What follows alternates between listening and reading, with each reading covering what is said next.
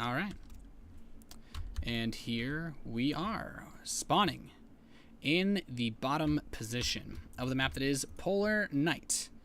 We have the red Zerg player from Team Acer. It is Scarlett, who appears to be having her own internet troubles. The internet itself is just, it's having a rough day today. But Scarlett, she's down 0-1 in this best of 3. If she loses, she will fall to the loser's match. Of course, the next series after this is MMA versus Czech, but first, the opponent in the top position, the blue Protoss player from Team Incredible Miracle, it is Squirtle, who did a pretty, actually kind of like that build in Protoss versus Zerg.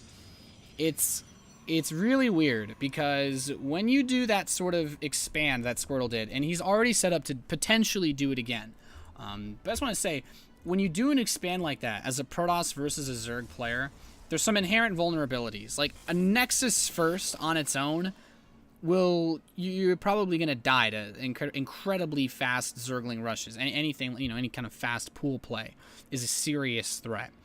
But when you look at the way that he does it, the way he gets the gateway to block before he builds the Nexus, he still has the potential to wall it off if he really needs to. He could add a second gateway if the first one's not even done. Put the Cybernetics core and block it even without having the assimilators yet. So it's kind of cool. As Squirtle's a guy that's known for having smart builds, and this game is really no different. It's really no different. But I'll have to see. Scarlett will be able to happily get the hatchery first this game, so no difficulty. No difficulty with acquiring the fast expand on this map. Squirtle delayed the hatchery quite a bit in the last game, so it is nice. It is nice for Scarlett. There's no doubt about that. But Squirtle's actually taken his gas before the Nexus this game. So what's likely to be seen here is just a slightly later Nexus with a bit of an earlier Mothership core, as well as the potential for some other type of tech play, like a really fast Stargate, and slightly less likely some other form of fast tech.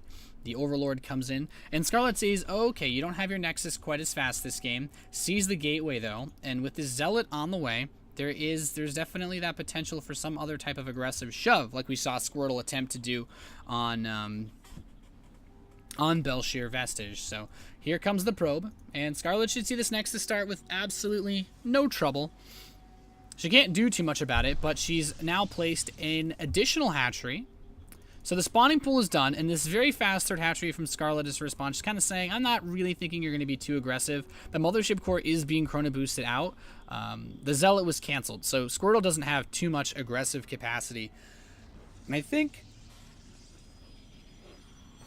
that's something that Scarlett takes into account. When you see the Zealot gets canceled, you're like, well, obviously, you wanted to get the Nexus faster, but it also means without the Zealot, there's not too much aggressive capability that can be brought. Just a Mothership core and a Stalker is a lot easier to deal with than a Mothership core, Stalker, and a Zealot. Zealots are so good versus Zerglings, which oftentimes will be the only defense that you have in the early game versus a Protoss, especially one that goes gateway expand with how fast those types of attacks can hit. But look at this Squirtle.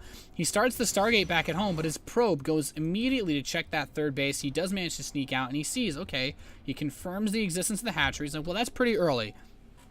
So now he has a choice, I guess. He could either be really, really aggressive or try to be greedy after this third hatchery. Now these Zerglings come in, try to get a probe, no luck. Mothership core was actually going to town on those plates at the bottom of the ramp. But the Nexus is done.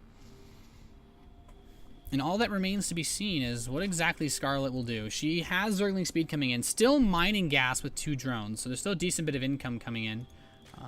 Not 100% sure what she's going for yet, though. She is one of those players that she'll mix it up a lot. Oracle is the weapon of choice for Squirtle, and Scarlett will get the read on this. Her Overlord sees this. She's 100% aware of what's going on, and the Zergling's going to the left. I feel like it's important to check for something like a proxy pylon when you know that your opponent's doing an aggressive tech, but it can be so difficult to spot these. Polar Night's pretty large map. As far as the length of it goes from the corner to corner. Mothership core comes out with the Zealot. We'll see these 2 Zerglings, and could actually end up shoving these Zerglings to the left, and they might see that pylon, which could make things interesting. 2 additional gateways are finishing up at the wall with Warp Gate and a Forge behind this. So this looks actually like a very similar setup to what was their last game, except instead of being gateway based into that Robotech. It's just the Stargate. Now, here comes the Oracle looking for something to kill. Gets 1, 2, 3 drones, trying to continue to poke away. The Queen is doing the best that she can to attack this, but yeah, this Oracle's already got 10 kills. Oracles are really good. That's all I have to say about that. Oracles are really, really good. With force, movement speed, catching them is such a pain. And that's a really nice way to open up the game for Squirtle. He got a ton of damage, and he's continuing to put sentries down behind this. Forge is now getting that +1 attack as well. And with a Chrono Boost on that, here come the Zealots being warped in at the third base. You know, having to replace those drones is such a pain. The Evolution Chamber is here. The lair is about to complete, so it's the Roach upgrades that'll be coming in. Scout's going to play a little bit closer to that standard Roach Hydra composition. The Zealots just going to go for whatever they can get their grubby little laser claws on, whatever you call them. And the Mothership Core is actually taking a lot of damage. Needs to be careful. The Queens might be able to focus this. Does use the recall and will get away. And that, well, that Oracle is still alive to just keep chilling. The sentries are building up a lot of energy, though. And here is that Twilight Council. There's the potential for either the Templar Archives we saw in the last game, or it could still be some level of Blink. There's always that potential. Also important to note, the loss of that Spore Crawler means this Oracle can come in and actually kill even more drones. You thought it wasn't possible? Nah, man. Oracles always find the drones. They're so good at that. 13 of them are being produced. Scarlett's actually being slowed down quite significantly by having to constantly reproduce these drones. Fortunately for her, she did get her tech up, though. There's the Hydralisk Den. Getting the Grooved Spines upgrade research, so that's the Hydralisk range. And these Zerglings for her are still being very active on the map. Scarlett still has a good position to try to do a little bit of damage and see if there are any holes open for her. The sentries with these Zealots trying to push Scarlett back. And a Hallucinate Phoenix Scout for Squirtle, just trying to get information. What does he really seem, though? I feel like he's got everything that he needs, really. Oracle's taking some serious damage, still has 13 kills, and it's so easy to keep alive ever since they raised the movement speed of the unit. Blink is the weapon of choice, though, for Squirtle with the +2 attack. This could be a supercharged 3-base timing with the Stalkers. I feel like taking this third Nexus, though, is kind of saying the Blink might be more defensive or just used for microing versus Stalkers or, versus Roaches or Hydras if they come in. But Scarlett's actually playing without the Roach Warren in this game, even though getting the ranged upgrades, it's just a Hydralisk Ling composition, which is actually pretty solid. Going for Zerglings instead of Roaches is nice. You remove the vulnerability to compositions like Immortals, Sentry. You don't really have to worry about that as much. Hydralisks do great versus gateway units. Zerglings are actually pretty good versus gateway units as well, because the Hydralisk damage per second is absurdly high, which makes killing the Zealots a lot easier. The natural predator to the Zergling, the Zealot, is dealt with quite nicely by those Hydras. So here comes the main force for Squirtle. He's starting to press out a little bit. There is a lot on the field here for him. This Oracle is still alive, though. Can't find anything to kill just yet. He's actually just going to target down drones. I think this is the part where he just gets rid of the Oracle and tries to... Nope, still can't kill it. 15 kills on this bad boy. That's crazy. Spire is coming in now. We have the muscular augments as well. There's the robotics bay. So we're seeing this switch from Squirtle into the Colossus tech, which is nice. It's a great way to deal with Roach Hydra. Roach Ling. Both, Hydralisk Zergling. Ling Hydra is very vulnerable to Colossus-based play, especially because, well, aside from the fact that both of them are light, they both have to get pretty close to the army. Hydralisks aren't the fastest units ever. With the speed upgrade, they're a little bit harder to catch, but the Zerglings get so close that the Colossi are really able to get in a maximum amount of damage. The Zergling's trying to press some pressure on this natural, though. Squirtle's moving out at the same time, and Scarlett takes the base on the right side, trying to force some sort of awkward base trade, but I don't know if it's going to work. Squirtle has a very powerful army, some force fields being planted, not sure if they're necessary. He's been in a great position from the start of this game with the Oracles, but Mutalisk switch is incoming as well with Blink already researched. I'm not sure how well this is going to work. The Zerglings are getting on top of this natural Nexus, though it will be destroyed. The natural hatchery of Scarlett is obliterated at the same time, and the Mutas are just growing. The Muta count is going up. Scarlett, when does she decide to step back? She can try to kill this third base. Cannons are being warped in as a defensive measure. And Scarlett's actually taking a hatchery, and I like that this right side hatchery for the base trade as far as trying to survive goes, but it's going to be difficult to kill all this. There's the recall, bringing the main force back for Squirtle. And Scarlett taking some serious hits now. These Stalkers with the Blink are so good. And as long as Squirtle keeps this third base alive, he's still in a pretty solid position, in my opinion. as the Mutalisks come into the main base, looking for more probes to kill. Managing to get actually quite a few. Nothing crazy just yet. There's only 2 Stalkers here to defend, and since the Cybernetics core is still alive, the Stalker production can continue. The base is still continuing to be shut down, though. Scarlett's only mining off of her main base at the moment. The base on the right side, somehow she's kept these drones alive. I don't know how, but she did it. The Spire's gone, though, which means no more Mutas. So Scarlett just kind of has to make this work as best she can, really. Try to hold the Protoss army back inside of Squirtle's base. Does need to be careful, though. That blink is available. Scarlett trying to clean up some of these pylons that Squirtle planted around before his assault. And Squirtle, still for all intents and purposes, it's kind of like a weird 2-base versus 2-base, and Scarlett's not mining the natural or the original third. But this right side base, if it goes unscouted, could end up being a huge boon to the economy of Scarlett as far as this game going on later, because I think Squirtle eventually can end up underestimating this. If these Stalkers get caught by the Zerglings, and it should be difficult to catch them because of the blink, this could be big. And the Mutas are actually counterattacking this natural nexus. I don't know if Squirtle realizes...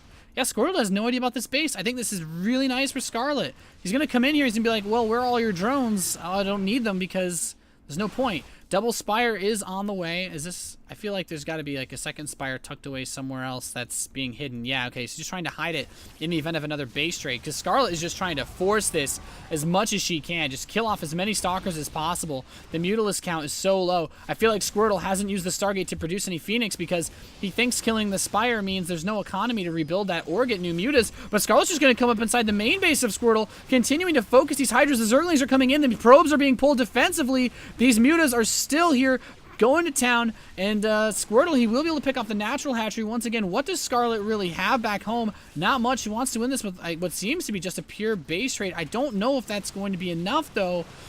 Killing this army is almost a must. There's too much on the field for Squirtle. These Zerglings get caught. They're not even gonna fight the Stalkers. Just a pure wasted couple rounds of larva. And the Stalkers for Squirtle blinking back some great micro. It might be enough if he can get a few more warp-ins. But the few Hydras and Mutas that are here are actually just, man, they're going to town. But I feel like this third base with the Warpins is still too much. Scarlett hasn't been able to shut down the production, and there these Stalkers are still alive with barely any hit points. Squirtle's now pressing into the main base of Scarlett. This is the last vestige of tech. She has this one base with the Mutas. 10 Mutas are coming out. This has to be it. This has to be enough for Scarlett to just completely tip the scales in her favor, because if it's not, and we're already seeing some of these Mutalisks getting picked off as they try to join the rest of their brethren, 2 of them getting sniped off. Scarlett just trying to bring the pressure. This is an incredibly tense situation, now getting shot back even more. But, well...